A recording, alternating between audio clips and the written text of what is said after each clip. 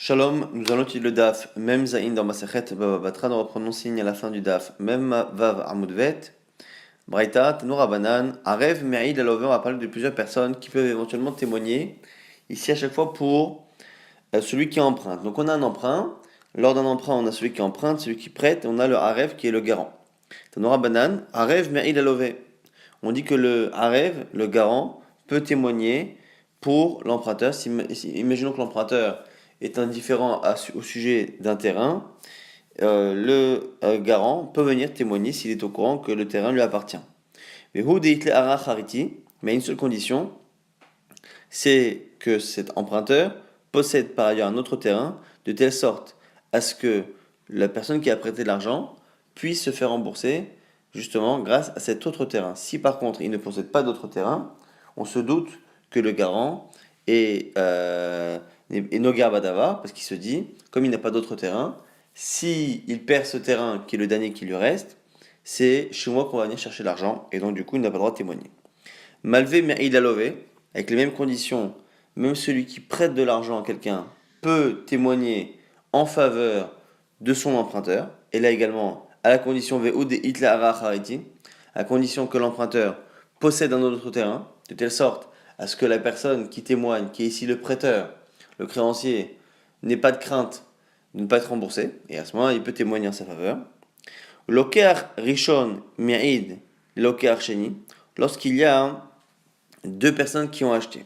Donc on a une personne qui vend un terrain à une personne, après il vend le terrain à une seconde personne, plus tard, et celui qui a acheté un terrain en premier doit témoigner justement pour celui qui a acheté en second.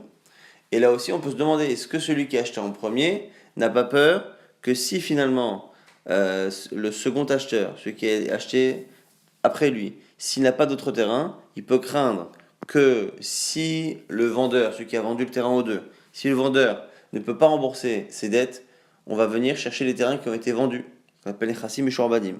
Et donc, s'il voit que le second acheteur n'a pas d'autre terrain, il sait que ça reviendra chez lui. Et donc, il ne veut pas. Donc, c'est pour ça qu'on nous dit que l'okar rishon, le premier acheteur, peut témoigner me'id et l'okar sheni pour le second acheteur, à la condition ve'ud et itlar achariti, à la condition également que ce second acheteur possède un autre terrain. Comme ça, celui qui témoigne est rassuré. Maintenant, kablan. Kablan, c'est celui qui prend sur lui. Ici, c'est un rêve, c'est un garant. Mais c'est un autre type de garant. Un rêve kablan, qu'on appelle ici kablan tout court, c'est celui qui accepte au moment du prêt d'être garant, et il accepte même que le prêteur vienne chercher directement l'argent chez lui, même si l'emprunteur possède de l'argent. Même si l'emprunteur possède un terrain, possède de l'argent, il laisse le droit au créancier à venir se rembourser directement sur ses terrains à lui. Alors celui-ci, on a une marloquette. Amrela, Meïd, il y en a qui disent que oui, il est Meïd, qui peut témoigner. Et Amrela et Nomaïd, il y en a qui disent qu'il ne peut pas témoigner justement pour celui qui a emprunté. Amrela Meïd, qui a un rêve d'amé, celui qui dit qu'il peut emprunter, il est finalement comme un rêve normal. De la même manière que le rêve normal peut emprunter, là aussi, il peut emprunter encore une fois à la condition qu'il a noté. Et Deni Khale, d'élève Bedide, Tavayou. Et celui qui dit que Enomeid, il ne peut pas témoigner, même s'il a un autre terrain, parce que lui pense que Nichale d'élève Bedide Tavayou. Il préfère que tous les terrains soient dans les mains de l'emprunteur. On s'explique encore une fois, on a dit que quoi qu'il arrive, en tant qu'Arab, il ne peut témoigner que si l'emprunteur, en faveur de qui il témoigne, possède un autre terrain. Alors jusqu'à présent, que ce soit pour le Haref normal, et selon un premier avis, même pour le Haref Kablan, qui prend lui le risque qu'on vienne directement se rembourser chez lui, il suffisait que l'emprunteur, en faveur de qui il témoigne, il suffisait que cette personne-là possède un terrain. Comme ça, il se dit que voilà, si la personne veut se faire rembourser directement chez l'emprunteur, il a de quoi. Maintenant vient un nouvel avis, il dit non.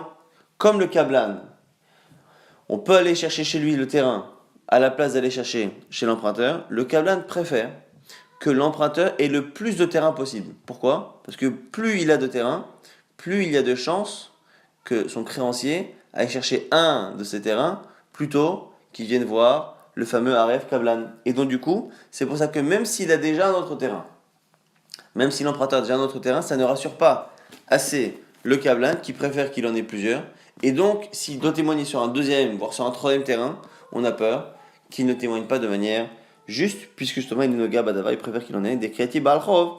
Maïdé Baeshakid, il préfère que le créancier ait le choix chez l'emprunteur pour éviter la possibilité qu'il vienne le voir, lui en tant que Aref Kablan. Maintenant, l'Agmara nous rapporte des halachot au nom de Rabbi Yochanan. Amar Rabbi Yochanan, Uman en lo chazaka. On a dit que le Uman, l'artisan n'a pas de chazaka. Mais Ben Uman, mais le fils du Uman, il a oui, yesh lo chazaka. Aris en lo chazaka, on a vu que celui qui travaille sur un terrain, qui prend une part, lui en lo chazaka, on avait dit que c'était quand c'était un ratio de famille. Ben Aris, yesh lo chazaka. Par contre, son fils, qui n'est pas Aris a priori, yesh lo chazaka. Gazlan, par contre, un voleur, ou Ben Gazlan et son fils, En la En Chazaka, ils n'ont pas de Chazaka. Par contre, Ben Beno Shel Gazlan, le petit-fils du voleur, Yesh Lo Chazaka. Alors ici, ça paraît un peu flou. L'Agma, justement, va essayer de comprendre de quel cas parle-t-on. Echidame, quel est le cas? I atu betanta de avuhon. Si à chaque fois qu'on parle du fils, donc le père, on a compris. Le voleur, on savait. Le Ouman, l'artisan, on savait. Le Haris, on savait. Tout ça, on savait. Maintenant, le fils. On a vu que pour le fils, dans le cas du Ouman, le fils du Ouman et le fils du Haris ont win Chazaka, alors que le fils du voleur ne l'a pas. L'Agma demande, le fils vient en tant que quoi? I atu betanta de avuhon. Si le fils vient avec l'argument de son père, c'est-à-dire, mon père l'a acheté, et moi je fais Chazaka dessus. Mon père l'a acheté, on va dire, l'année dernière, ou il y a 3 ans plutôt, il l'a acheté à 3 ans, et voilà, j'ai fait Chazaka dessus parce que mon père est décédé, et donc j'ai hérité, et je fais Chazaka. S'il vient avec l'argument du père, là il m'a dit, Afilu anachnami, si c'est ça, il ne devrait pas y avoir du tout de Chazaka, dans tous les cas, même dans les cas du fils du Ouman et du fils du Haris, puisqu'on part du principe que dans ces cas-là, le père en tant que Ouman, ou le père en tant que Haris, n'est pas cru lorsqu'il dit qu'il l'a acquis. Comment voudrait-on croire le fils lorsqu'il ne fait que répéter ce que son père lui a dit ou ce qu'il nous raconte que son père lui a dit, puisque le père lui-même n'aurait pas été cru. Alors tu vas me dire peut-être que c'est un cas où il vient pas avec l'argument du père, c'est-à-dire il vient et il dit je l'ai acheté. Et là si c'est ça, on a du mal à comprendre pourquoi le fils du voleur sera handicapé. Parce que Afilou Ben Gazanami, si c'est ça, le père était Haris, le fils ne l'est pas, donc le fils peut acheter. S'il dit qu'il l'a acheté et qu'il a fait Khazaka, c'est normal que ça marche. Pareil pour le Haris et pour le voleur. Le pauvre, il a un père voleur, lui ne l'est pas, et il ne pourrait pas lui-même acheter. Donc du coup, l'Agma a du mal à comprendre. L'Agma répond, L'Otsricha, des Kamre Haïdim, Befanenu, et c'est les témoins qui viennent et qui disent Befanenu Odalo. En fait, c'est un cas où ils viennent avec l'argument du père. C'est-à-dire, mon père a acheté, mon père Haris a acheté, mon père Ouman a acheté, mon père Gazlan a acheté. On fait une distinction, parce qu'en fait, il a une preuve. C'est quoi? C'est qu'il a 2 témoins qui attestent qu'ils ont entendu celui qui conteste aujourd'hui le terrain, que cette personne-là a avoué devant eux qu'il avait vendu au père. Donc on a aujourd'hui une personne qui conteste. L'enfant, qui est le fils du Haris, du Ouman ou du Gazlan, quand il se défend, il dit mon père qui était Ouman, mon père qui était Haris, mon père qui était Gazlan, l'a acheté. La preuve, j'ai 2 témoins qui attestent que monsieur qui est en face de moi et qui me réclame le terrain a bien avoué il y a quelques années qu'il avait vendu son terrain à mon père Gazlan, Haris ou Ouman. Et là-dessus, on aura une distinction que Anach, Kalmeimar, Kushtaka Amre, dans le cas où c'est un Ouman, c'est un artisan, dans le cas où c'est un Haris qui travaille, on a dit qu'à la base, il n'y a pas de Chazaka lorsque c'est eux qui parlent, on ne les croit pas qu'ils ont acheté, mais il n'est pas impossible qu'ils aient acheté, et donc du coup, si on a des témoins qu'ils ont acheté, on croit ces témoins. Et à ce moment-là, ça fonctionne, c'est pour ça qu'on dit que dans ce cas-là, le Ben Ouman et le Ben Haris, ils ont une Chazaka grâce à l'argument du père, à partir du moment où ils sont aidés par une Haïdout, par 2 témoins. Mais par contre, Haï, le dernier cas, le cas du voleur, Afalgav de Odenami Lomeiman, même si on a des témoins qui avouent que celui qui conteste aujourd'hui a bien vendu le terrain, on ne croit pas ces témoins. Pourquoi? Qu'il y ait des Rav Kana, comme la logique de Rav Kana qu'on verra ici, qu'on verra à la fin du DAF. La Marav Kana, car Rav Kana dit, il a des odélé. Un aveu par rapport à un voleur, ça ne vaut rien. Pourquoi Avamamtele ulchamre les shahva. À l'époque, les voleurs étaient des gens qui étaient puissants, qui menaçaient. À l'époque, une des menaces, c'était de dénoncer la personne et ses biens. Donc ici, la personne et son hamor, son âne, au roi, de telle sorte à ce qu'il perde tous ses biens. Donc le voleur avait un moyen de pression. Et donc, quelqu'un qui avoue avoir vendu un terrain à un voleur, l'aveu justement ne vaut rien.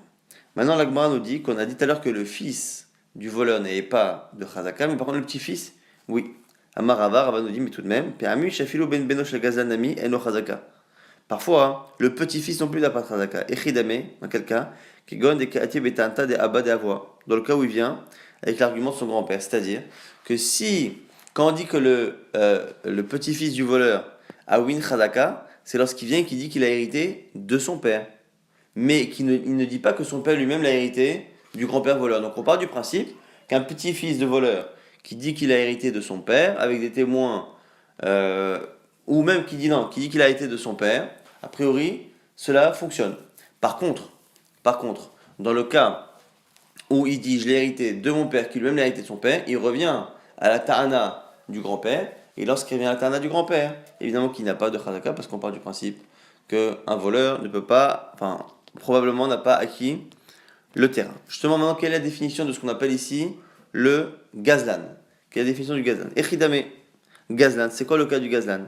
On a deux avis qui, a priori, ne sont pas forcément contradictoires. C'est peut-être deux cas de figure différents, mais qui peuvent être en accord l'un avec l'autre. Amar Rabbi Yochanan, qui gonche urzak al sedezo begazlanota. Premier exemple, c'est quelqu'un qui n'a pas forcément une grande carrière de voleur derrière lui, mais sur lequel on sait qu'il a volé ce terrain. Il a volé ce terrain. Si après, son fils nous dit que son père l'avait acheté après l'avoir volé, il l'avait acheté, et que lui l'a hérité, la preuve qu'il l'a bien acheté son père, c'est qu'il a deux témoins, ça ne fonctionne pas. Nous dit Kigon de Beit Ploni, Shorgin et Fashot al Skemamon. Autre cas de figure, même si on n'a pas de chazaka sur ce terrain, c'est une famille, comme la famille Intel, on ne dit pas le nom ici, qui avait l'habitude de tuer les gens pour leur voler les terrains, et donc du coup, cette famille-là, c'est une famille qui est un peu mafieuse comme ça. Ceux-là, on part du principe qu'ils n'ont pas de chazaka ni pour eux, ni pour leurs enfants, lorsque les enfants, encore une fois, disent que le père a acheté avec des témoins. Nouvelle braïta tanora banan, uman eno chazaka, yaran me umanuto, yesho chazaka. Celui qui est artisan, donc on a dit, il n'a pas de chazaka. S'il arrête son métier, il recommence à avoir la possibilité de faire chazaka. Haris, yesho chazaka, yaran marisuto, yesho chazaka, pareil pour le haris, qui travaille sur un terrain avec un pourcentage. Tant qu'il fait ce métier-là, il n'a pas de chazaka sur les terrains. Dès qu'il ne le fait plus, il a oui chazaka. Ben Shechalak. On a dit qu'entre un père et un fils dans la Mishnah, on n'avait pas de chazaka. Si un fils s'est séparé, c'est-à-dire que il a grandi, il s'est marié et il ne vit plus à la maison, il ne dépend plus matériellement de son père. Isha Shenit Garsha, et une femme qui divorce, là aussi c'est le divorce qui fait qu'elle n'a plus de dépendance financière vis-à-vis de son mari. Are Hen Kishar Koladam ont le même rapport avec leur père respectivement et leur mari que n'importe quelle personne, c'est-à-dire qu'il y a chazaka, on part du principe qu'un père ne laisse pas un objet chez son fils 3 ans sans rien dire, ou qu'un homme ne laisse pas l'objet chez son ex-femme pendant 3 ans sans rien dire. La Gemara nous dit Bish lama ben shechalak itztarir. La Gemara dit je comprends à la limite la raison pour laquelle on enseignait le cas du père et du fils. Pourquoi ça? Parce qu'on aurait pu penser que vu que les liens de famille restent forts, entre un père et un fils, peut-être même lorsqu'ils sont séparés matériellement, peut-être que tu aurais pu penser qu'il peut lui laisser encore pendant 3 ans un objet, et donc son silence de 3 ans ne vaut pas chazaka, kamash malan que si. Maintenant, kamash malan délogement. Et là, isha garsha apshita, mais le cas de la femme qui divorce. Est-ce que c'est pas évident? Évidemment qu'un homme qui divorce de sa femme ne garde pas des liens étroits, et donc en général, elle est au moins comme une étrangère, si ce n'est plus. Et donc, il est évident qu'un objet qui reste chez elle pendant 3 ans fait chazaka, donc un objet immobilier. Agman nous dit, l'autre sricha, on en avait besoin. Même gorechet, veina gorechet.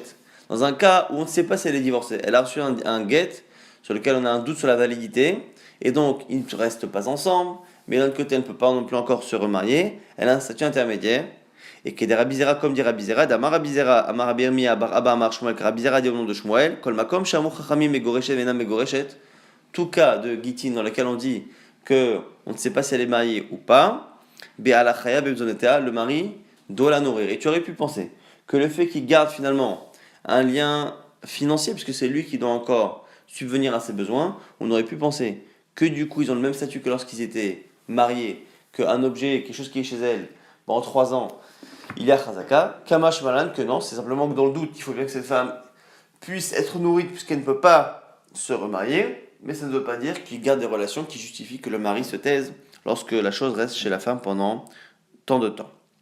Amar Rav Nachman, Amar Liuna, que Ravuna lui a dit, Kulan, tous les cas qu'on a cités, donc c'est le Ouman, l'artisan, le Haris, celui qui travaille sur le terrain, chez Viur et Aya, qui apporte une preuve. Là jusqu'à présent, on avait dit que c'était éventuellement des témoins, qui apportent une preuve. Et Reaya Tam Reaya, ils ont une preuve, donc ils apportent un document comme quoi leur père a bien acheté, cela fonctionne. Mohamedim Sadeh Biadan, et on leur laisse le terrain. Gazlan chez Viraya, par contre, si le voleur apporte une preuve, En Reayato Reaya, sa preuve n'est pas une preuve. Donc celui qui a volé un terrain, soit parce qu'il y a une khadaka qui l'a volé, ce terrain, on sait déjà, soit parce que c'est une famille qui a l'habitude de voler et de tuer les gens pour cela. En Reayato Reaya, s'il apporte après un document, ça ne vaut rien. Vein Mamedim Sadeh Biado, et donc on ne lui laisse pas le terrain. Alors, la Gemara ici a compris que le chidouche essentiel c'était par rapport au voleur. Et la Gemara, justement, se pose la question, en quoi c'est un chidouche? Pourquoi? Maïka Mashmaran, qu'est-ce que tu m'apprends? Tanina, c'est déjà une Mishnah qui dit la kar misikarikon. Alors ici, misikarikon, ici, c'est les voleurs ici non juifs qui avaient l'habitude de menacer de mort quelqu'un et de lui prendre son terrain. Imaginons qu'un juif ait perdu son terrain par l'intermédiaire justement d'un sikarikon et un autre juif vient et récupère de ce sikarikon. Maintenant, pour avoir bonne conscience, il va voir le propriétaire juif et il le paye et il lui rachète. Donc la kam sikarikon, vechazav et la kar mi balabait. Et après il l'achète au propriétaire, mikachobatel. La vente est nulle.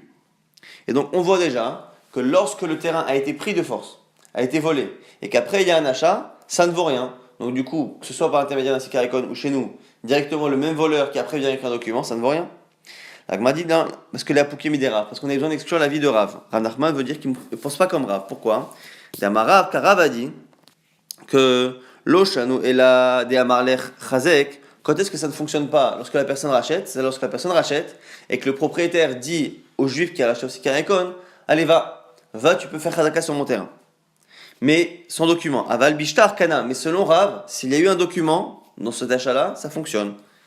Kamash Malan, justement, qui dit Shmuel, vient nous apprendre Rav Nachman qu'on pense comme Shmuel, d'Amar Abishta Nami Lokana, que même avec un document, ça ne fonctionne pas, jusqu'à ce que le propriétaire écrive, non seulement je te vends le terrain, mais je m'engage à te rembourser ou à te donner un terrain équivalent si un de mes créanciers vient te le reprendre. Là, à ce moment-là, on a vraiment l'impression que c'est une vraie vente, et à ce moment-là, ça fonctionne. C'est cet avis-là de Shmuel qui pense qu'un shtar n'est pas suffisant dans le cadre d'un sikarikon, que vient d'apprendre Rav Nachman pour nous dire que dans le cas où un voleur a volé, s'il revient après avec un document, même si ça atteste qu'il y a eu une vente, un simple le document ne fonctionne pas comme Shmuel et non pas comme Rav.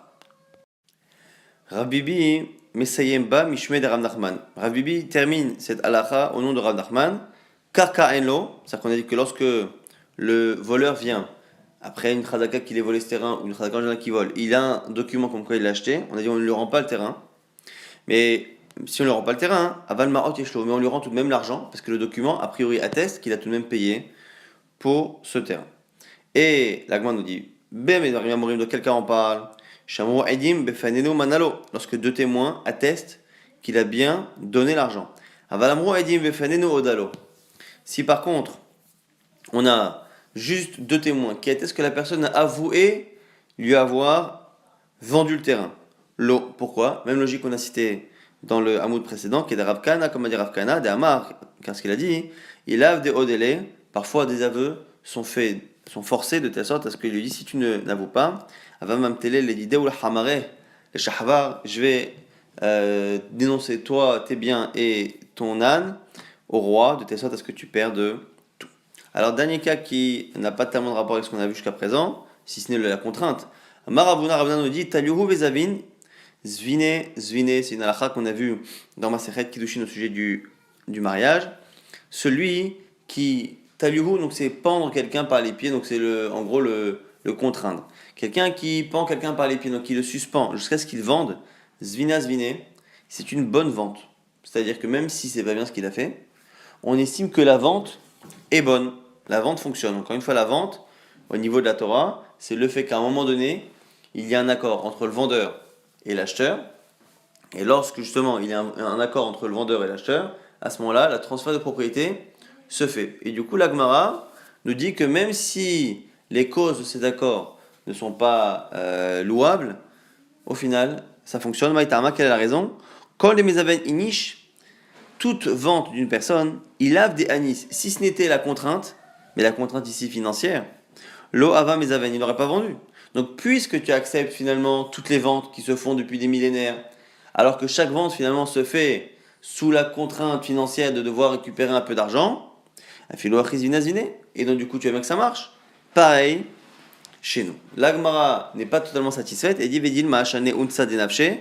L'Agmara dit comment peux-tu mettre sur le même plan une force majeure et une contrainte financière et le fait d'être en danger de mort. Là on a un qui veut tuer le vendeur et dans l'autre cas c'est le vendeur qui a une contrainte plus ou moins forte au niveau financier. Donc du coup la Gemara pour l'instant repousse là. Et là Kedetania, la Gemara va essayer d'apprendre des corbanotes du fait que la Torah accepte qu'un korban soit apporté, amené de force et que ça s'appelle tout de même que c'est l'Irtsono. Mais la Gemara va également repousser ça. Donc on verra tout cela dans le Daf de Shabbat. On va essayer rapidement de résumer les quelques halachot, les quelques sujets que l'on a vus. On a vu qu'on avait plusieurs halachot par rapport à celui qui pouvait éventuellement témoigner pour un emprunteur. Celui qui emprunte de l'argent, il y a plusieurs personnes qui sont intéressées à ce que cet emprunteur garde des biens immobiliers pour justement rembourser comme il faut. Il y a celui qui lui prête de l'argent, évidemment. Il y a le harev, le garant. Alors, il y a le garant normal et il y a le garant kablan qui, lui, a pris sur lui de rembourser même si l'autre possède des biens, il a pris sur lui. Dans tous ces cas, on nous dit qu'ils peuvent rembourser à une seule condition. À une seule condition, c'est que celui qui a emprunté possède un autre terrain, de telle sorte à ce que le prêteur, à ce que le garant soit rassuré et se dise que dans tous les cas, il y a un autre terrain pour se faire rembourser. Donc le prêteur, c'est pour se faire rembourser directement. Le garant, c'est pour éviter qu'on aille le chercher chez lui. Maintenant, lorsqu'il est Arev Kablan, c'est Marloken qui disent que oui, il y en a qui disent que non. Parce que comme on peut choisir d'aller se rembourser chez le Kablan, il préfère que l'emprunteur ait le plus de terrain pour que ce choix permette d'éviter l'éventualité qu'on aille chercher l'argent chez lui. Après, on a vu lorsque celui qui avait emprunté avait vendu son terrain à deux personnes, on allait chercher d'abord chez le deuxième vendeur, chez le deuxième acheteur, et donc du coup le premier acheteur ne peut témoigner pour le deuxième, qui lui sert finalement de protection par rapport aux créances du vendeur, que si ce deuxième acheteur possède un autre terrain. C'était les 4 personnes qui peuvent parfois témoigner pour celui qui doit de l'argent.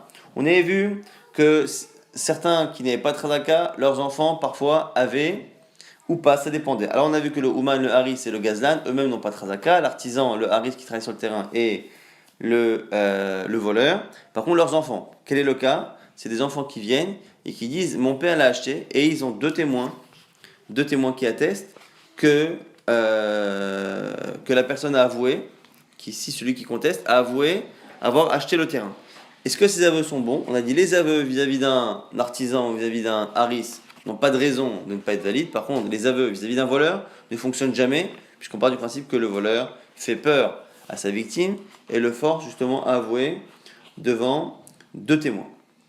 On a vu que la définition ici du voleur, c'était soit quelqu'un dont on savait qu'il avait volé ce terrain, soit quelqu'un qui avait l'habitude de voler et de menacer les gens de mort.